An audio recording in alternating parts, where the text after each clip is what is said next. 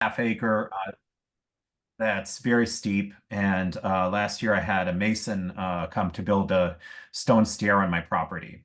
I like to plant native plants in and among the crevices on the stone stairs, and there were various reasons to do this. Since the property is steep, this is below my house. There's no real easy way in and out. And he was bringing an earth mover in to do the steps to move the stones because the stones were massive. They're basically boulders. And I really don't like earth movers in my yard. They compact the soil, they do a lot of damage. Um, and this was the last time I was going to have an earth mover here. So I said, well, I need to do everything on my bucket list that will ever involve an earth mover. And that one thing was to create a water feature on my property. Given that the area I located for that, with careful negotiation with my spouse, is under a tree canopy, I decided that the best idea might in fact be to put in a vernal pool. A bit of research later, I found Tom Biebighauser's writing on wetland restoration and vernal pools. The website, wetlandrestorationandtraining.com, which is Tom's website, is fabulous. There's a huge amount of information there. And I was really impressed. I soon found out that about a little bit about Tom. He's a wetland restoration specialist. He's dedicated his life to creating and restoring wetlands around the world. He is the founder and director of Wetland Restoration and Training, a company that provides wetland design, construction, and education services. He's built thousands of wetlands and is the author of a number of really great books. Oh no, I have one in my office, and I was going to hold it up, and of course I now no longer can without embarrassing myself even more. So because I'd have to actually get it off the shelves. But he has written books such as Wetland Restoration and Construction, a Technical Guide, Wetland Drainage Restoration and Repair, along with books and manuals that can be downloaded for free off of either his website or in other places on the internet, such as A Guide to Creating Vernal Ponds and the Restoration of Forests, Grasslands, and Wetlands Damaged by Off-Highway Vehicles. Perhaps something that is increasingly a problem in our state of New Jersey. After I looked into Tom's books, I noted that he put his phone number on his website. So I called him and said, look, I need a little bit of advice on this stuff. And he was just so knowledgeable and generous. And this actually led me to take the step of building this pool in my backyard. It's there. It's there now. It's no frozen over, and that's good. And looks fabulous. And Tom was just so wonderful and great to talk to him that I just thought, well, he will be the an ideal presenter for our Wednesday webinars. We're hoping that I was just telling everybody before the meeting, we're hoping that the pool becomes an amphibian habitat, because I'm all about amphibians. We talk in the Native Plant Society a lot about the insects and the importance of insects to birds, but we don't talk maybe quite enough about their importance to amphibians and the importance of building habitat for our little wet buddies. People keep looking at my pond and say, "Are you going to put in koi fish?" I'm like, absolutely not. We eat the amphibians. I have no interest in doing that. But we're hoping if you wander in later this spring and give us joy, and then my daughter promises to visit from college more often, which is another benefit.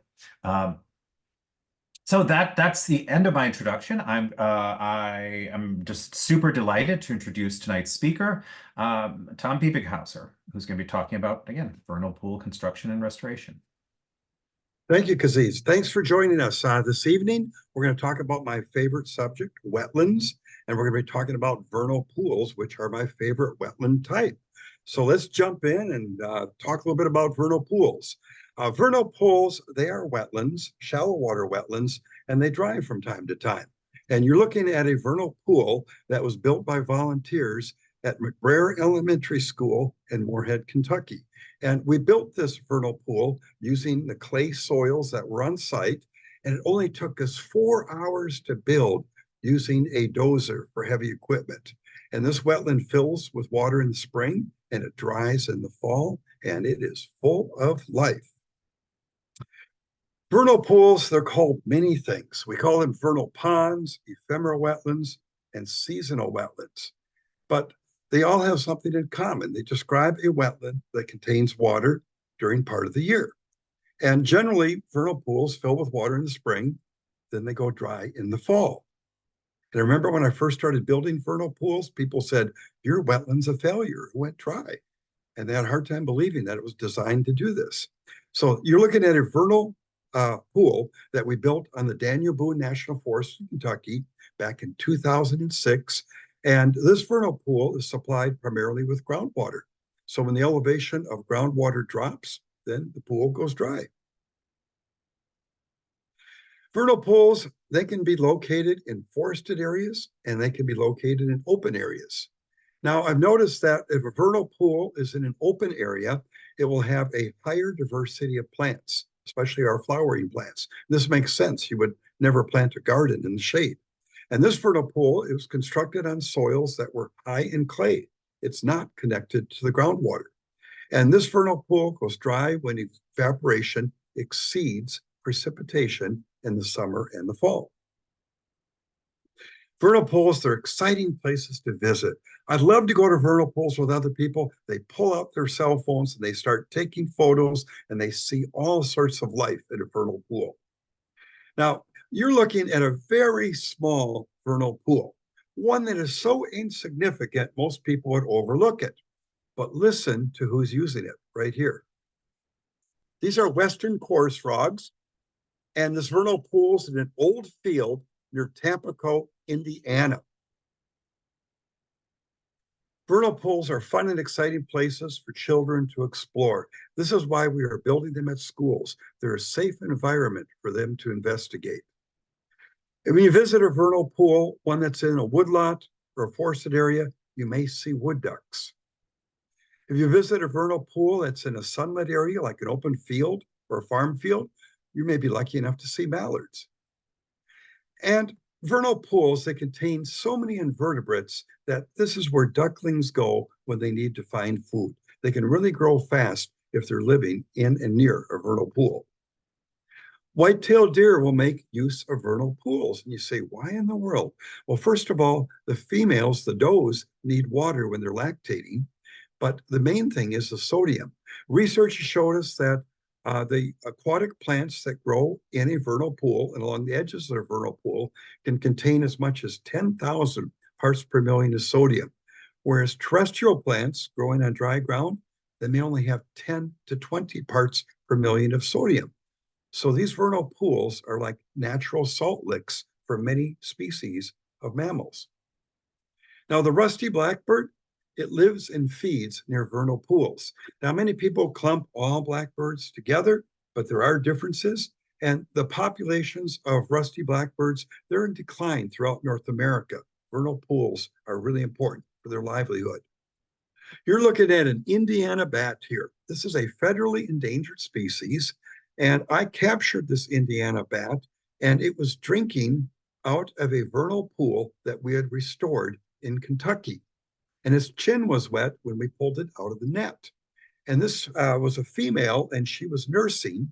And this showed us that the nursing bats, especially Indiana bats, will make great use of these ridgetop vernal ponds during the summer when they need all that water. If you're an eastern box turtle and it's a hot summer day, you find the mud in a vernal pool and bury up. You can burrow into that mud to hide from predators and to stay cool. Mud baths are fun. Shorebirds. Oh, if you're interested in shorebirds, I love watching shorebirds. The American avocet and other shorebirds will make great use of the mud around a vernal pool. And during migration, they're going to use these vernal pools in open sunlit areas because the water levels are changing, and that's exposing the mud flats. And the mud flats are so full of invertebrates that the shorebirds use for food. Rose mallow, or is hibiscus, this is a flowering plant that you're going to find along the edge of vernal pools. Now, this is an interesting plant. I didn't know much about it, but my wife likes to go to antique stores, and we were in this antique mall. There must have been close to 100 shops, and it was taking a long time to make our way through these shops. I found a dictionary from the 1800s, and I was paging through it. I was a little bit bored, and I found this drawing of the hibiscus, and I read up on it and said, you may not know it, but the marshmallow is made from the juices of the hibiscus. And that's why we call the hibiscus the marshmallow. Now, of course, nowadays we use corn syrup. This is a cardinal flower. It will grow near vernal pools, and it's a flower. It's so named after the beautiful red robes that were worn by cardinals in the Catholic Church. This is Biden's beautiful yellow flowers. It can grow densely. Another name for it is beggar's tick, and this will grow in vernal pools in sunlit locations. And here is buttonbush, which is a shrub, and the flowers in vernal pools are of great importance to pollinators, like the monarch. And this vernal pool has buttonbush, like many vernal pools do in the Northeast. And the flowers on the buttonbush last a long time, which is great for pollinators.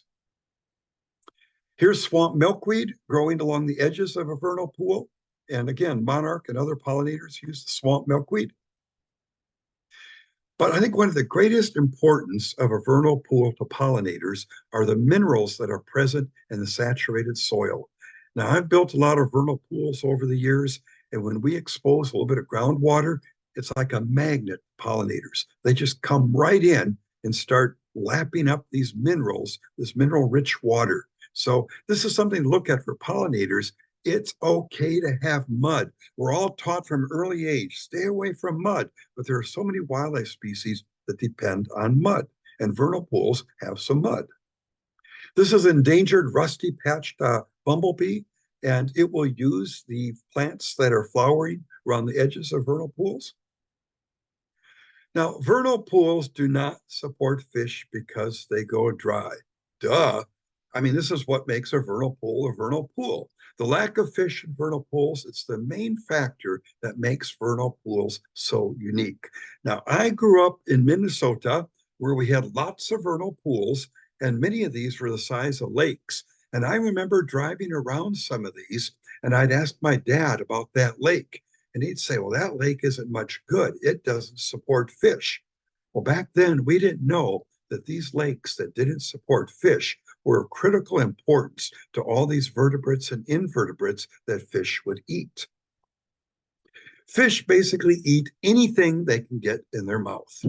And this explains why wetlands containing fish generally have very low populations of frogs, toads, salamanders, and invertebrates. If you want fish in a pond, great. I love to fish. But if you put fish in a pond or a wetland, you're not going to have the reproduction of all the amphibians and invertebrates. Another bonus to vernal pools is that they don't provide places for the American bullfrog to breed. Now, the American bullfrog, it's not able to successfully breed in a vernal pool that goes dry each year. Why? Its tadpoles or larvae require 2 years to develop. So if the vernal pool goes dry every year, the American bullfrog isn't able to reproduce. Now, the bullfrog is a ferocious predator, and it can control other populations of frogs, toads, salamanders. It will eat small turtles, muskrats, anything it can get in its mouth. So vernal pools are unique in that they don't support the species. This is a fairy shrimp. It's a crustacean. The only place you're going to find this fairy shrimp is in a vernal pool that does not contain fish. Now, these young men have just found fairy shrimp in a vernal pool, and it's during the month of January in Kentucky. And while this vernal pool wouldn't win any beauty contests, it provides critical habitat to fairy shrimp, and waterfowl will eat these fairy shrimp. Clam shrimp, another crustacean that depends on vernal pools for survival, and it's also another important resource, food resource for waterfowl. Many dragonflies use vernal pools for breeding. This is the larva of the dragonfly, and these will control mosquito larvae in wetlands. These mallards are finding abundance of food to eat in this shallow water of the vernal pool. And, I've worked with biologists over the years that build deep water wetlands that hold water all year. And if they just watch where waterfowl feed, they'll see that the most they have to eat is in a vernal pool that goes dry every year. So there's a lot of ducks using this vernal pool. And the reason why is the vernal pool is teeming with invertebrates because there are no fish. I work on many wetland projects in Canada, specifically British Columbia. And when I'm driving down the highway and I look out over a wetland, if it's covered up with waterfowl, I know it's a vernal pool because there's a lot for ducks to eat. This is a natural vernal pool located on a mountain ridgetop in Kentucky. And you said, what? On top of a mountain? Yes, we find natural vernal pools on mountains throughout the East. And this vernal pool supports a diversity of frogs, and toads, and salamanders, and vertebrates. Why? It doesn't contain fish. Spring peepers are frogs that reproduce in vernal pools. See the X on the back? Good way to identify it. Chorus frogs, they live and reproduce in vernal pools, again, because they don't contain fish or bullfrogs. And here we're looking at larvae or the tadpoles of the American toads. And the American toad, like other toads, will use vernal pools that really have no vegetation. They just have this shallow water with nobody else living in the water. And they're able to get what they need to eat and to emerge as toadlets. Now, the marbled salamander depends on vernal pools for breeding. The females will lay their eggs in a dry vernal pool in the fall, and they'll lay their eggs beneath logs in these vernal pools. And then when the rains come during the winter and the snow melts, they're the first eggs to hatch. So when you visit a vernal pool in the spring, the largest salamander larvae will be the marbled salamanders because they got there first. The wood frog will reproduce in vernal pools, and they're going to be laying their eggs right now, even when there's some ice on the vernal pool. And again, they depend on vernal pools that don't contain fish or bullfrogs. Here's a mass of wood frog eggs. You should be able to find these in vernal pools any day now, even when there's ice on the vernal pool. Now, this is a red-spotted newt. It's a native species in the East. And we found that vernal pools that don't dry every year, but yet they don't contain fish, they don't contain bullfrogs, the red-spotted newt will increase in numbers and eat all the wood frog eggs and larvae. So it's important that your vernal pool dries every year if you want wood frogs to successfully reproduce. Now, this is a vernal pool, and it's a constructed one. And you have to say, oh, this is a pretty ugly one. I mean, this would never make a design star competition vernal pool, but this was made by elk in New Mexico. It's an elk wallow. When they wallow, they made this vernal pool, and it's full of life. So vernal pools don't have to be attractive. And vernal pools don't have to be large to have great value to animals. This small vernal pool, it's about the size of the desk in front of you. It supports clam shrimp, marbled salmon, mallard salamanders, and mountain chorus frogs. It's a fully functional ecosystem. Now, I want you to study this image. Vernal pools, they were once common on our landscape, but just about all of them have been filled and drained. And you're looking at a pasture field on the Shawnee National Forest in Illinois. Now, this used to be a forested area, but the large trees were cut. But the vernal pools were not filled in for cultivation. And you can see these scattered vernal pools, and this is where the old growth trees had fallen over, and the pits they left behind formed vernal pools. And the mounds are where the large trees were growing that have been cut. And now we have the smaller trees that are growing. So what you're looking at here is pit and mound topography. And this was natural in forested wetlands or swamps. And so now when you go into a swamp or a forested wetland and you don't see pits and mounds, you can be guaranteed that that forested wetland was cleared, filled, and leveled for farming, and the trees you're looking at are second growth. Here we see a vernal pool, and it formed when that large tree fell over. but there's a high water table here.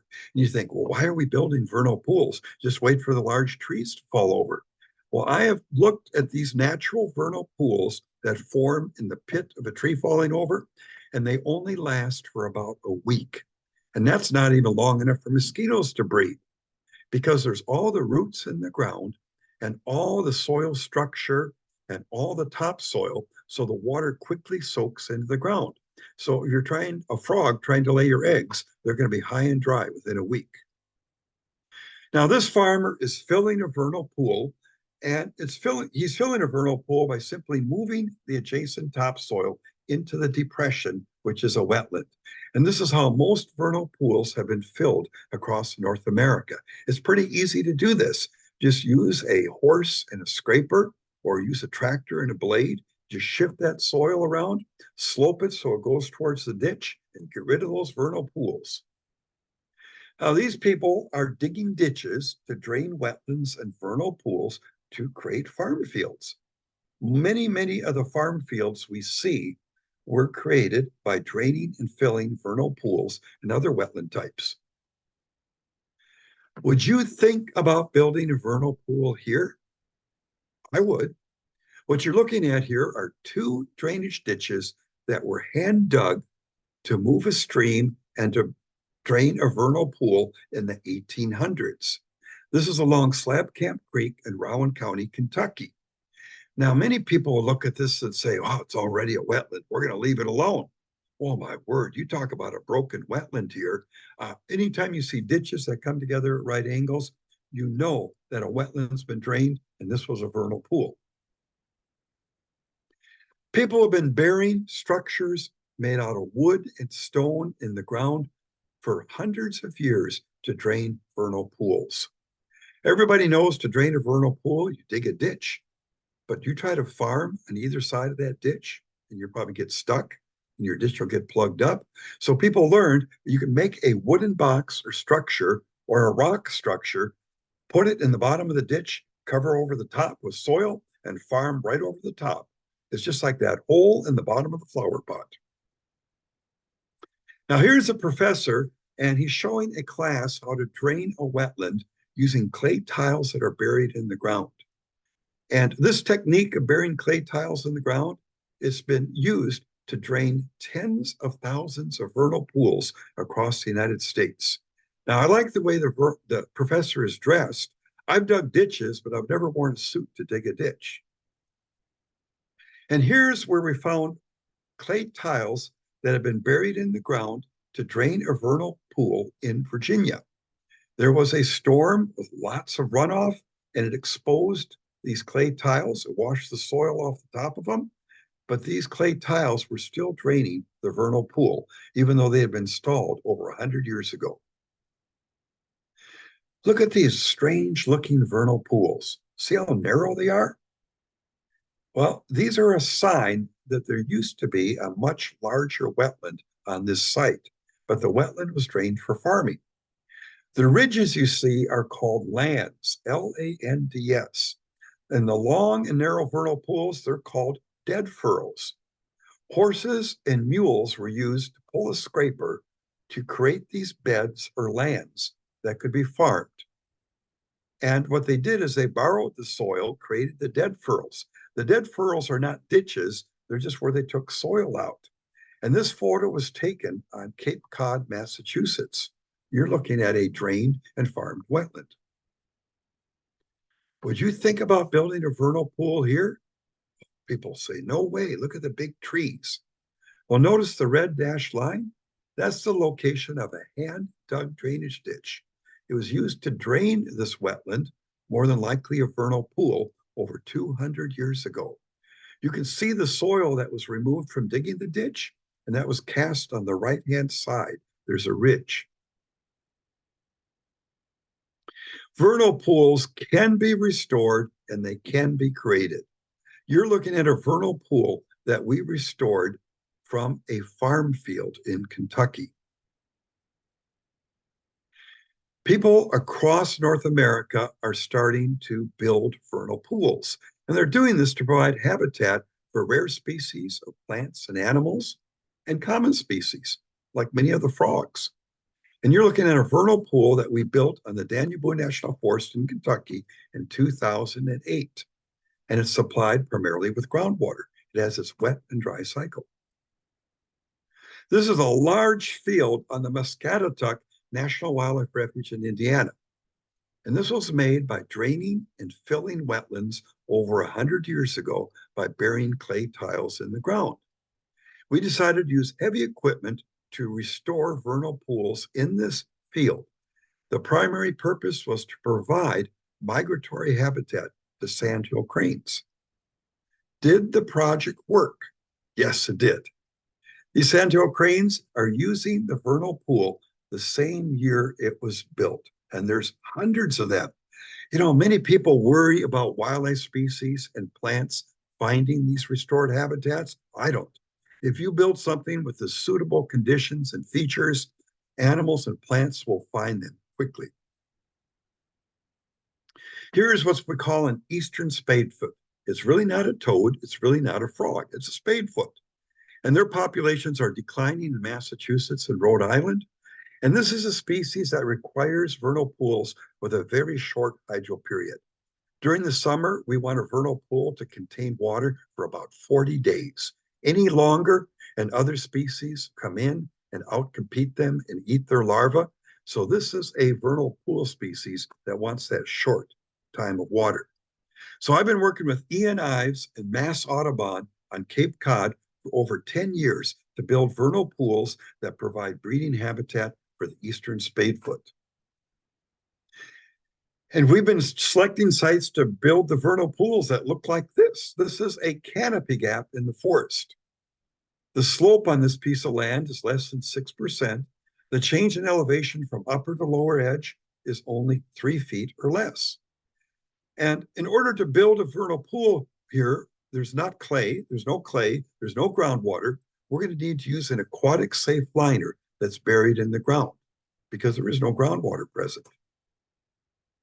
So after obtaining approvals for the project, we brought in an excavator and we removed the plants and the non-native species from the site and buried them. And then what we did is that we removed the topsoil and saved it.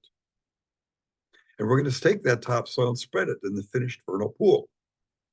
Now, when building a vernal pool with heavy equipment, it is of critical importance that you're on the ground working with the heavy equipment operator to build it. Majority of heavy equipment operators have never built a wetland, but they filled them in. And we're taking measurements here to make sure that the vernal pool is going to be the right shape and the right depth and the right slope and the right soil compaction. And then we need to get this hole just right for an aquatic safe liner. So here we've built the basin with the excavator, and it looks like a big satellite dish. It's deepest in the middle and has gradual slopes. The next step is put in a thick layer of geotextile. This is fabric that we place underneath the liner to protect the liner from puncture. And then we place a one-piece aquatic safe liner in the vernal pool basin. And this is certified aquatic safe, and they're available from 3 manufacturers in the United States. And I ordered them one piece at factory seam because seaming them in the field is really difficult. Now, after we place the aquatic safe liner over the geotextile, we place another layer of geotextile over the top. And then we anchor the top edge using 12-inch long landscape spikes. This is so when we cover it with soil, it won't slip and slide to the bottom of the depression. And then we trim the edges. And you can see here that the excavator operator is taking that topsoil and covering the 3 layers and tapering it so you don't see any part of that liner. And we place from 6 to 8 inches of soil over the liner. We don't allow heavy equipment on the liner. If you place heavy equipment on the liner, there's differential compaction, you'll shear it and it won't hold water. So keep the heavy equipment off the liner. And we've developed techniques for building with liners where these wetlands look and function like natural wetlands. People ask me all the time, how long do you think they'll last? Well, the first wetland I built with a liner, aquatic safe liner, was in 1989. and it still looks and functions great. The US EPA looked at liners and how long they last in the ground, and they looked at a landfill where they used a liner in the 1940s in Oklahoma. They dug up the liner a few years ago. It was perfectly preserved. Unfortunately, if we bury plastic in the ground and put water over it, it's going to last forever. But fortunately, if it's aquatic safe, it will be helping many species of wildlife. So after we finish covering the liner with soil and taper the edges so you can't see that liner, then we sow native plants and we plant native plants, the containerized, and then we spread straw, which is weed-free, and this is to control erosion and to promote plant growth. Now, the soil that we remove from building the vernal pool, we spread that on higher ground and we loosen it using the rough and loosen technique, and then we sow it to native species of wildflowers to provide habitat for pollinators. Now, Mass Audubon has been monitoring amphibian use of these constructing vernal pools for years. People get in there with nets and they sample for life.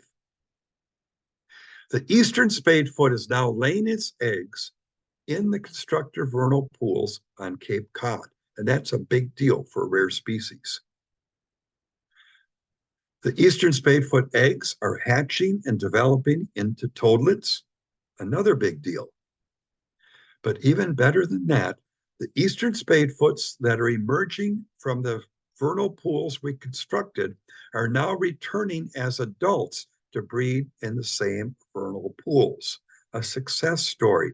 Yes, we can help rare amphibians, and we're doing it by restoring and building these vernal pools.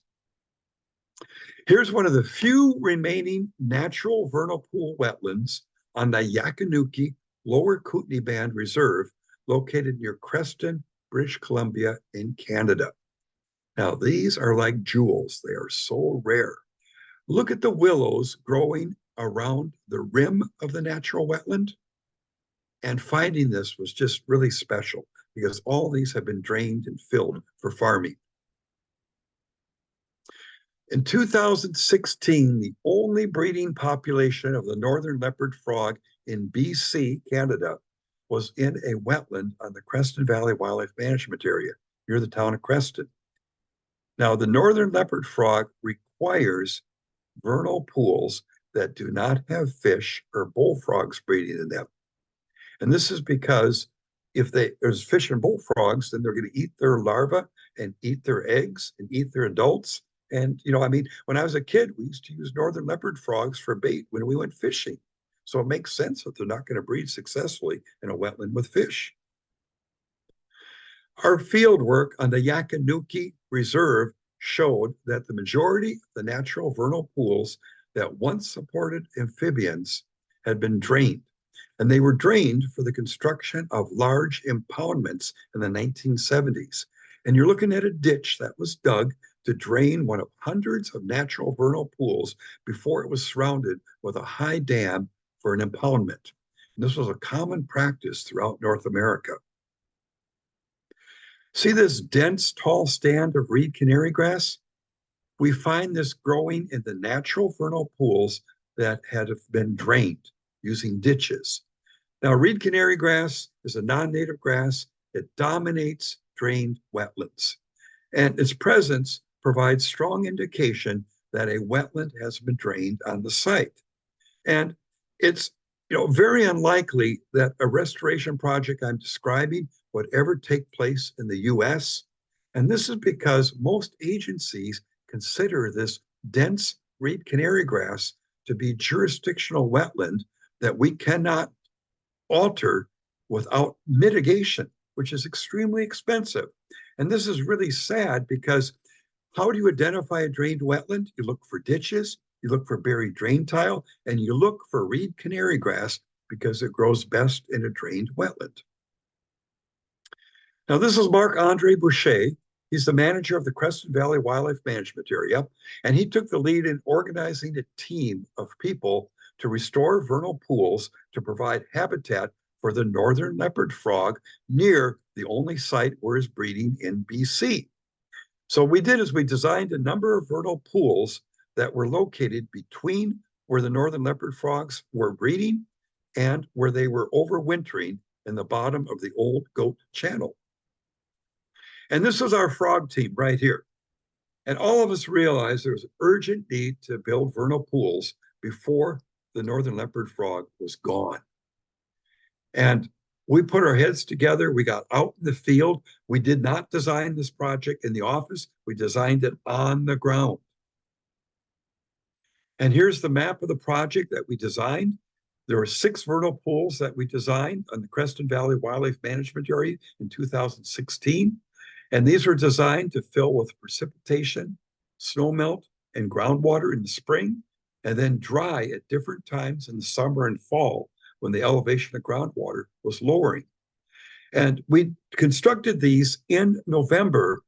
It was really cold then, and we constructed them when the northern leopard frog was wintering in the bottom of the Old Goat Channel. We used excavators to build the wetlands, and you can see here the excavator is removing the topsoil and beginning to build the vernal pool. And we worked in areas that were dominated by reed canary grass on the edge of cattails. We were afraid if we went into the cattails and dug, we would have perennial water, so that's why we stayed in the reed canary grass. So the soils in this valley, they consisted of silt loam from 0 to 4 feet deep, and beneath the silt loam, there was clay. So the precipitation and the snowmelt would saturate the silt loam, but it wouldn't go through the clay. So we built these vernal pools by digging depressions in that silt loam layer. Now, when we built in November, it was wet. It was so wet that any heavy equipment would have got stuck. So we used logs as portable rafts to keep the excavators from getting stuck in the mud. And the excavator is placing the logs in front of the machine, crawling up on top of them, reaching back and moving the logs in front of itself. And with 20 logs, we could go anywhere in saturated soils. These logs prevented the machine from sinking. So when I fly in to cities on the East Coast and I see these estuaries where all these mosquito ditches were dug, I'm thinking this is the technique to use to restore all the wetlands that were located in these marshes. Okay, here's the excavator, and it's not getting stuck because it's perched on top of these logs. The logs average 20 feet long and about 20 inches in diameter. And they were cut from live trees, not dead trees. If they were cut from dead trees, they would have broke. But we used these logs as they broke for snags and for loafing sites for the western painted turtles. Here's Ted Crane. He's an excavator operator, and he's standing on the logs that are providing his excavator with flotation. Now, if he got off that log, he would almost sink up to his waist in the mud. Now, Ted is one of the best wetland builders I've ever met in my life. He is so dedicated to this. He loves building wetlands. He's an artist with one of these machines. Here's Ted Crane, and he is shaping a shallow bay in a vernal pond wetland, and the dozer is moving the soil away from the excavator. Now, operating an excavator is like washing the kitchen floor. You start at the far corner and you work your way out backwards. You can't go back in because it's too wet. So the pink colored flags, they mark the perimeter of the vernal pool that we're building. Here the dozer operator is pushing the soil away from the excavators. If the excavator were to do this, it would get stuck and it would take forever. And this dozer has very wide tracks. We call these low ground pressure. It only has only 5 pounds per square inch of weight. So this could actually dance on the mud. Here's the dozer spreading and shaping the soil that we removed from building the vernal pool in the background. And we allowed the soil to freeze overnight so that it would be possible to shape it in the morning without getting stuck. Now here's the vernal pool that we're building, and it's beginning to fill with groundwater as it's being dug. And you're looking at a portion of the vernal pool that was dug the day before. Notice the pits and mounds that we've left. And we did this on purpose because we find with these pits and mounds in this varied topography, cattails can't take over, and reed canary grass can't take over, and purple loosestrife can't take over because there's too much variation in topography. And it also helps us to promote a diversity of invertebrates and plants. And the northern leopard frog should like this type of habitat. Now, teaching an excavator operator to build pit and pound topography, it goes against everything they've done in their life. They are taught to smooth and compact. And when you're building a wetland, you want it to be rough and loose with pits and mounds. And I mean, it's like you have to give them 3 beers and tie one hand behind their back, say, just go to it. Okay, here's one of the wetlands we built the first spring after construction. We built 6 wetlands, all different shapes, sizes, and depths, so we'd have various hydro periods. The vernal pools we built on the Creston Valley Wildlife Area, they dry at different times of the year. And you can see some of the pits and mounds in this one that really help to increase plant diversity. And these vernal pools are not becoming dominated by cattails or reed canary grass. The mud flats, they're being exposed as those vernal pools dry in the summer and fall. And these vernal pools and the mud flats are being used by shorebirds. Now, here's one of the vernal pools we built, and it was only 1 foot deep in the middle. Now, this is a vernal pool that dries early in the fall if it's dry, but if it's a wet year, it's the only vernal pool that will dry. So in any given year, we wanted one of these vernal pools to have the right hydro period so the northern leopard frog would breed successfully. So look at the diversity of plants that we have growing in these vernal pools. And it's amazing. This is Biden's, and the roar of the bees using it was really, really impressive. The vernal pools are providing excellent feeding habitat for a diversity of waterfowl species, and they're beautiful to look at. So question, was the project successful? Our objective was to provide breeding habitat for the northern leopard frog. Yes, the northern leopard frog is breeding successfully in these vernal pools. So over the last 7 years, we built over 150 vernal pools on the neighboring Yakanuki First Nations Reserve. And our hope is that the northern leopard frog will colonize these and will have even a greater population. It's fun when you visit these vernal pools as they're drying in Canada. And here's some grizzly bear tracks that we see. The grizzlies make great use of the vernal pools. They will eat the soft stem bulrushes that are in the vernal pools. Okay, let's go to Pennsylvania. And we're going to go near Kings Gap State Park, near the community of Carlisle, Pennsylvania. And if you've been there, you'll see one of the big attractions is the Forest Pools Preserve at Kings Gap in Pennsylvania. And this sign describes the importance of vernal pools and the presence of them at Kings Gap. And there's nice interpretive trails leading to the vernal pools and signs that tell you what is supposed to be breeding in the vernal pools. But unfortunately, a number of years ago, we found that runoff entering the vernal pools was quickly soaking into the ground. This was stranding the larvae of amphibians and invertebrates, and they couldn't develop. These were population sinks. No one could determine why the vernal pools were no longer functioning the way they did historically. They used to have the wet-dry cycle. They used to be successful for breeding.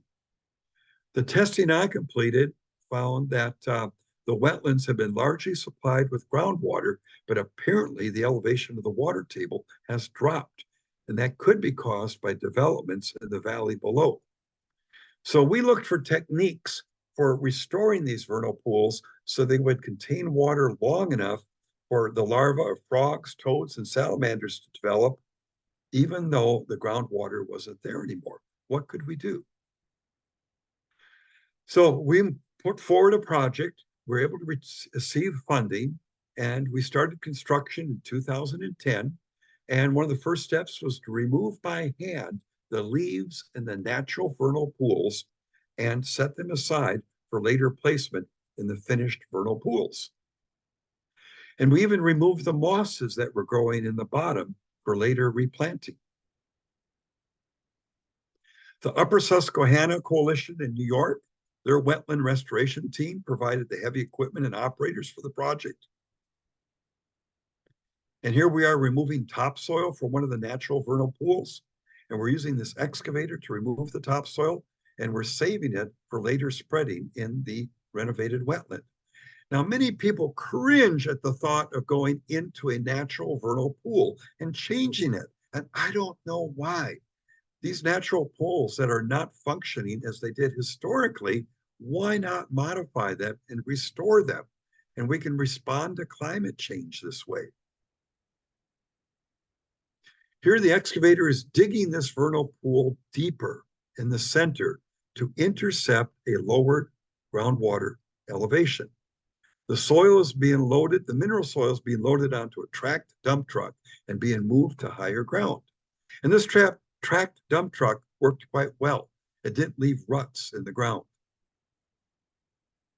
Now, we use 3 different techniques to restore these vernal pools.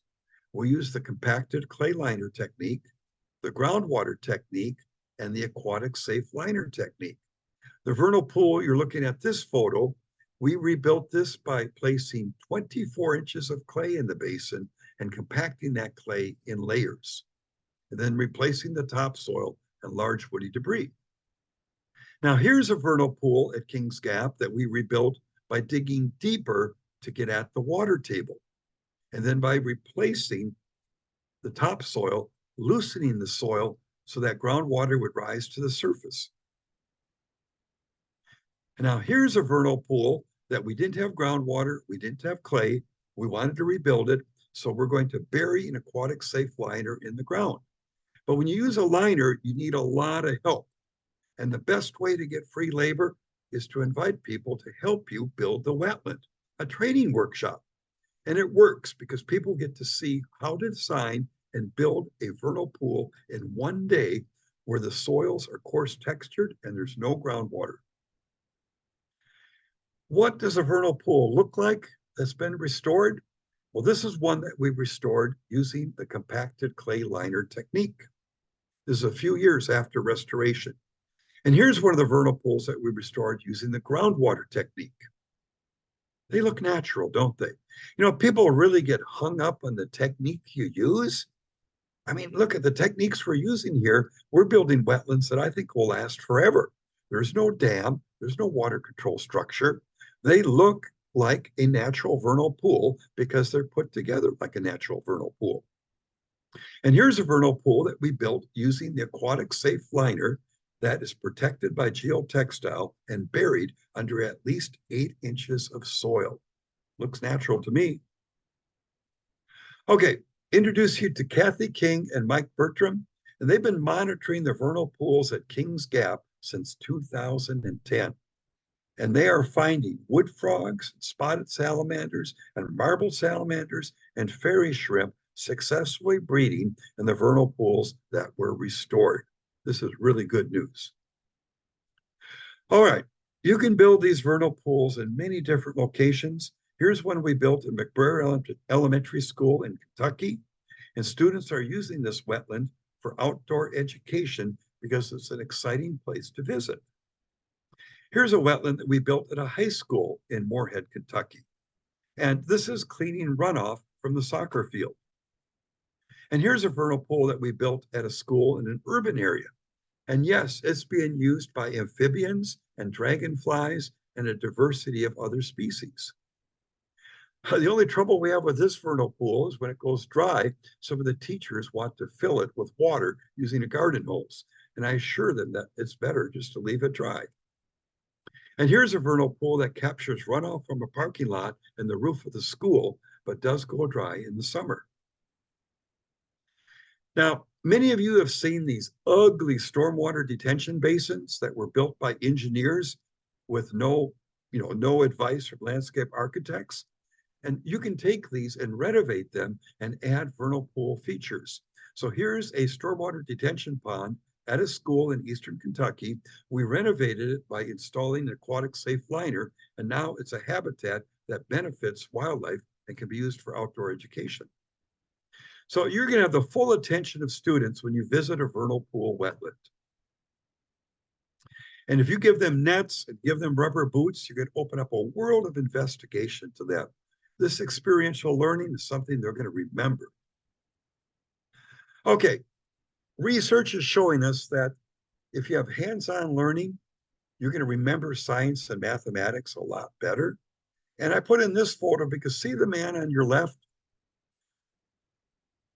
A couple of years ago, when I was in Walmart, he approached me and he said, "Mr. Biebighauser, do you remember me?" I said, "No." I mean, this guy was big with a beard. And he said, "I remember you. You took us to a vernal pond on the National Forest." And that was like 15, 20 years ago. And he proceeded to tell me about what they caught and what they did. And I thought, wow, you can remember a field trip 20 years ago. That had quite an impression on you. So consider involving students in the design and construction of a vernal pool at their school. And here are these students at Bates Elementary School in downtown Louisville, Kentucky. They are learning about native plants, the control of non-native species, and vernal pools. Yes, young people can build vernal pools. And they can have a lot of fun adding fine woody debris and leaves to that completed vernal pool. So we're going to start wrapping things up here, and I'm going to have a quiz here. Can you build a wetland? And I'm going to show you some photos of people who have built wetlands. And I'd like to introduce you to people who have built these vernal pools. None of these are professors. None of them are engineers. This is Alan Unversall. He's a school accountant, and he's built over 25 wetlands, including vernal pools at 2 farms near Mount Orab, Ohio. I'd like to introduce you to Chris and Melissa Urich. They are in New York near Elmira. They have built over 300 vernal pools, many of them on their farm in New York. And here's George and Lynn May. George built this vernal pool on his property in Arizona. And George was a developer, and now he helps his neighbors to design and build vernal pools. And here's Frank and Kathy. They built this vernal pool on their land in Arizona, and she's a retired ornithologist, and he's a retired fisheries biologist. You know what, folks? Vacations are expensive, and we all forget what we did on vacation. Why not take money from your planning for vacation this year and build a vernal pool on your property? You can enjoy it the rest of your life. Here's Norm Allard. He's a community planner with the Yakanuki First Nations in British Columbia, Canada. And he's been building over 50 vernal pools each year on the Lower Kootenai Band Reserve. Just loves to see all the wildlife species that are using them. How can you learn how to build a vernal pool? By building one. You can learn how to build a vernal pool by participating in a hands-on wetland restoration workshop where we design and build a vernal pool in only one day. You can become actively involved in the construction and construction design of many vernal pools by attending these workshops. I can teach you the engineering techniques. We can talk about the biology. You can figure out that you don't have to be a professional wetland scientist to build a vernal pool. All you have to do is have this interest in helping the environment. And at the workshop, you'll learn about soil texture, and it's not that boring. You can learn where there's enough clay to build your vernal pool without a liner by using the ribbon technique. And you can learn how to build a toad house. This workshop participant is showing off a house that she built for a California red-legged frog in California on the Tahoe National Forest next to a vernal pool that we restored. Look behind her. See all that woody debris we placed in the vernal pool? And these all filled with rain. And if you really don't want to get your hands dirty, but I'm sure if you're with the Native Plant Society, you don't mind that. So you can watch a vernal pool under construction and then tell others about their values. All right, so many people wrongly believe that vernal pools and wetlands are the reasons they have mosquitoes in their community. Here's what mosquito larvae look like. They're about 1/4 inch long, and you'll find them in these temporary pools of water, not vernal pools. And you can see them with your naked eye. So the red circles show you where mosquitoes larvae can be found around your home. In gutters that don't drain, maybe in that tire in the backyard, maybe in that bird bath you should have cleaned 4 weeks ago. I mean, these are places that mosquitoes will breed. This ditch is a mosquito breeder. People drained wetlands with ditches to get rid of mosquitoes that made the problem worse because the ditch doesn't have the hydro period to support the mosquito predators. See these ditches? Somebody drove their off-road vehicle through this wetland. These ditches are holding water long enough for mosquitoes to breed. This tire, or as they say in Kentucky, this tar in your backyard, that's a mosquito breeder right there. That's not a healthy wetland. The water in this bucket, it's a mosquito breeder. I found mosquito breeding larvae in this bucket. And this watering trough on our farm, if I don't change that water every week, it's a mosquito breeder. There are no mosquito predators living in there. And look at this flower pot with the hole plugged in the bottom, cigarette butts. I found mosquito larvae in that flower pot. So what consumes mosquitoes in wetlands? Dragonfly larvae. The dragonfly larvae prey on the mosquito larvae. Adult dragonflies will prey on the adult mosquitoes near wetlands. Damselfly larvae will prey on the damselfly, on the mosquito larvae in the wetland areas. And adult damselflies will prey on the adult mosquitoes near wetlands. Look at all these mosquito predators that we find in vernal pools and other wetland types. Very impressive, isn't it? And during the day, the birds, like the tree swallows, are feeding on the mosquitoes. And at night, it's the bats that are feeding on the mosquitoes. So vernal pools support a diversity of animals that control mosquitoes. So what do we say about wetlands? Mosquitoes may check in, but they won't check out. So vernal pools are being constructed across North America to provide breeding habitat for a diversity of frogs, toads, salamanders, and invertebrates. And what concerns me is the majority of wetlands being built in North America are being built for compensatory mitigation. And many of them are built by people who don't know much about wetlands. And many of them are dry holes in the ground. And they're not being built to supply habitat to rare species. And if we rely on mitigation for wetland restoration, we're going to continue to lose wetlands across North America.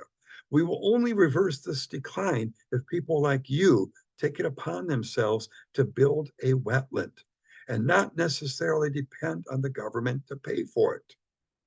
I know it's a little bit of, you know what, compared to buying a new house, building a vernal pool is cheap. The moist soils surrounding these vernal pools, they provide ideal conditions for flowering plants to grow. And these in turn help pollinators. We're all talking about pollinator gardens. Wetlands are pollinator gardens. The flowering plants growing in these vernal pools, they're going to add great beauty to your landscape. And I really think the vernal pool you build, it can be built so it can last forever. So I encourage you to support wetland restoration and construction, especially of vernal pools in your community. Please read these books that I've written about wetlands and vernal pools and how they can be restored. And please contact me if you have any questions or would like any help about building vernal pools in your community. Thanks for joining me this evening, and I look forward to meeting you someday and seeing the vernal pools that you're building. Thank you. Thank you, Tom. That was just absolutely fabulous. When we present a topic like vernal pools, you wonder that this kind of a niche topic. How many people show up? Well, we had 300 participants. Really? And we still have 286. So that's really, really amazing. I think it's a wonderful thing and absolutely fascinating presentation. We have a lot of really great questions. Please keep them coming in the question and answer. We will try to deal with as many of them as possible. I guess it's up to me to ask a few of these. Wow. If you don't mind, that would be great. Thank you. Sure. I will also say that one thing that Tom, when we talked about having the Tom give the talk, he said the thing he would love the most would be to build a vernal pool in New Jersey because he hasn't built one here yet. So get to Right. work, people. Hire Tom. I think that would be fabulous. Or if you have a conservancy or a town that you think could use a vernal pool, this is your man. Thank you. Um, Tom has also mentioned that he does a lot of work in near Hudson, New York, and so there's some opportunities maybe to visit up there, right, Yes. Tom? What's Yes, that there place are. called? It's the Hudson. Hudson's and Syracuse and all over New York. Yes. Okay. So we have some questions. So let's just head into them. It's 8 o'clock. One question starts out, and there's actually a couple of questions get into mixed into this. How long does a vernal pool have to be dry? Days, months, any times of year that are not good for it to be dry? I noticed, you had an image of a vernal pool in the winter, and then you had some images, and most of them clearly are spring. But when does it need to dry out? And conversely, how little time does it need? Can a vernal pool be filled with water? Well, think of a fish hatchery. They drain their pools in the winter to clean them out. Think of an aquarium. If you drain it for 1 minute, the fish are gone. And the same thing with a vernal pool. If you drain that vernal pool in 1 day, those fish are going to be gone. So it doesn't have to be drained for very long. And a vernal pool does not have to dry every year. I know of vernal pools that only dry during drought. So it can be variable. So really no set amount of time. But most vernal pools are dry for maybe a month or two in the fall. But that's a good question. Thanks. I'm thinking that in my pool, which isn't quite vernal yet, we aren't going to get fish coming in unless the birds drop in there, but we could have bullfrogs. How would you deal with those? Well, now bullfrogs are native in the east. Yeah. And if you're in an urban area, you may want to be happy with what shows up. So I've built many of these wetlands at schools in urban areas. And if green frogs show up and bullfrogs, we're happy because the rare species aren't found in the urban areas. So Okay. that's something to think about. Okay. And then that's sort of a related question is how far can amphibians go to enter a vernal pool? And what about in a city? If you're in a city, would you expect to You know see? what? I am continually surprised about what amphibians are living in cities. We're finding gray tree frogs and green frogs. We're finding toads. I mean, I remember when I first started building wetlands at schools in urban areas, these people would tell me, oh, don't do that. It won't attract anything. Oh, my word. We have wild turkey and great blue herons and frogs and toads. So, and even salamanders using these. So, you know what? I know, ecologically, you think, oh, that's not good because some are going to get run over. But I look at the value educational wise, and they're able to survive. I mean, if they're reproducing, they're doing okay. So, yes, I encourage you to build them, and you'll be surprised what will show up. How does shrimp get into vernal pools? Oh, that's a really good question. How do shrimp get into these vernal pools? And there's lots of theories about that, but I came across a master's thesis, and this individual found that one of the main ways that fairy shrimp and other crustaceans are moved from vernal pool to vernal pool is in the digestive tracts of predaceous diving beetles. They pick up the cysts and they defecate them in that new wetland, and there they go. They're there, and those cysts will last a long time. When I build a wetland, I always save the topsoil and put that topsoil back in because the cysts of the crustaceans can remain viable in the dry wetland for hundreds of years. So it's just amazing. And So I think they'll find their way in. a related question is how will dragonfly nymphs survive and overwinter in the vernal pool? Do they do similar things? Some emerge fast enough, develop fast enough. Others will burrow into that mud. That mud is amazing. And that's why the shorebirds are there. All right. Let me give you some more questions. A number of questions had to do with things like permitting and dealing with dealing with neighbors. How how would you go about getting a vernal pool permitted? There was also a Okay. related question I'm trying to find here that let's see, where has it gone? Um, in which uh, oh gosh, I guess it's gone. Well, let's just talk about permitting. How would you deal with permitting for such a Okay, thing? first of all, I don't recommend building a vernal pool in an existing wetland. You know, if you see sedges and rushes and hydric soil, find another place. Why? The permitting can be a nightmare. Even if there are ditches present, I have found working with many agencies that the folks really interpret the Clean Water Act and the regulations so strictly that even if you have ditches and drain tile, you wouldn't believe the steps you have to go through to permit that wetland restoration. So my recommendation is stay away from existing wetlands and get used to building on dry ground. We have the techniques to build on dry ground. And you can build a vernal pool anywhere in North America, and you don't have to have a stream running into it. You don't want a stream, and you don't have to have a ditch running into it. And this makes permitting so much simpler. And next, don't build a dam. If you build a dam, you're going to have too much water for too long, and you may flood your neighbors. You want to build a natural wetland basin.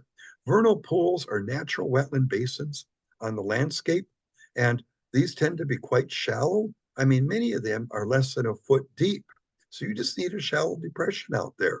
And then you don't have to be worried about flooding anybody. But also, when it comes to permitting, if you are interested in doing a restoration and it's less than a tenth of an acre, then it'll be much easier to get a permit from the Army Corps of Engineers or your state agency. But again, the key is stay out of existing wetlands. There's enough dry ground out there that you don't have to be fooling around with existing wetlands. You were just talking about depth, and there were, I think, a couple of questions. What would minimum and maximum depth for a vernal pool Oh, be? it depends on where you live. Now, east of the Mississippi River, you can build a vernal pool with absolutely no watershed. I have to smile at these people who are teaching courses where they spend days talking about watershed size and runoff coefficients. You don't need any of that stuff. What you need to do is to hold the water that falls from the sky. So if you are living in an area of North America where there are full-size trees, you have enough rainfall to fill a vernal pool without adding water, as long as that water isn't quickly soaking into the ground. And so I have built many vernal pools in the West in areas where there's trees. But now, if it's too dry for trees, then you may need to supplement it with water from a well or find groundwater where the water table's fluctuating. So many of the vernal pools I build in the West where we don't have access to well water, what we do is we find groundwater and this water table will fluctuate, and that's what will supply water to our vernal pool. So, in the east of the Mississippi River, if you want that wetland to dry every year, don't make it any deeper than 16 inches in the middle.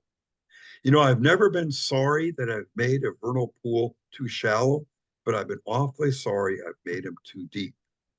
So if you hold that precipitation, you don't need runoff, and these can be total pluvial systems or what we call sky ponds. With a uh, sort of a related question to that would be if you get a fairly shallow pool and it's in a shade under a tree canopy, how do you deal with the leaves? We like to, in the native That's a landscape, we really like good to leave the question. leaves, but won't they If you eventually build fill up?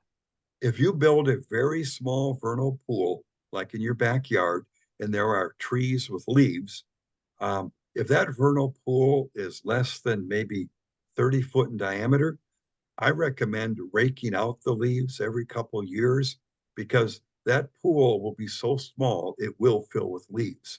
But now, if you're building these vernal pools in the woods and they're larger than 30-foot diameter, then that wet and dry cycle kicks in. And what will happen is your leaves will decompose each year and your vernal pool will have a hard bottom and it won't fill in. Now, I have studied natural vernal pools on ridge tops, And some of these we've dated and they're 10,000 years old and they've never filled in. And it's because that wetland dries that the organics will decompose. So if you walk into a natural vernal pool, it should have a firm bottom. If it doesn't have a firm bottom, that tells me it's not drying out and the organics are accumulating. So you want that to bake for some time during the summer, and then your organics won't accumulate. So yes, build a small one, be prepared to rake some of the leaves out, and that'll be some of the maintenance. There were two questions that had to do with climate change. One was with the increase in heavy rain events lately, are there more vernal pools being created and coming back? Can they come back naturally? And then the opposite side was with the lack of heavy snowfall here. We actually have a snowfall for really the first time in 2 years here in northern New Jersey that's lasted a week. What would wasn't snowpack like in the woods in the Northeast a typical source of this? So there are two. First of all, drained wetlands do not heal on their own. I don't know who came up with this, but I've heard it so many times. Oh, just leave that area alone. That wetland will heal. They don't heal. It's worse than cancer. You need major surgery to bring back that wetland. People who drained wetlands, they drained them so they would stay drained forever.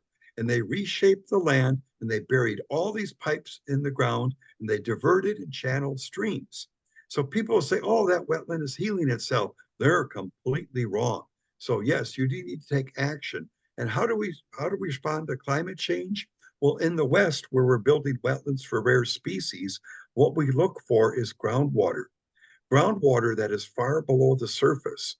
And we remove that soil on the surface. And what we do then is expose that groundwater to give us the vernal pools. Now, also, where impoundments have been built years ago, we remove the dams and we restore the wetland basins and we fill the ditches and remove the clay tiles and we reconnect the floodplains with floodwaters from the river. And that's true throughout the East. You can reconnect your floodplain and bring back many of these vernal pools. But yes, action is needed. And even with more rainfall, it doesn't matter. Those drainage systems will take care of it. I can pretty much guarantee you, if you find a place in an old field where you think you can build a vernal pool, somebody's been there before you and they've drained it. And they did a really good job. And you have to do your CSI work and figure out how you can reverse that to bring the vernal pool back. All right, we have, excuse me, time for one more question, and I'm going to try to find a good one.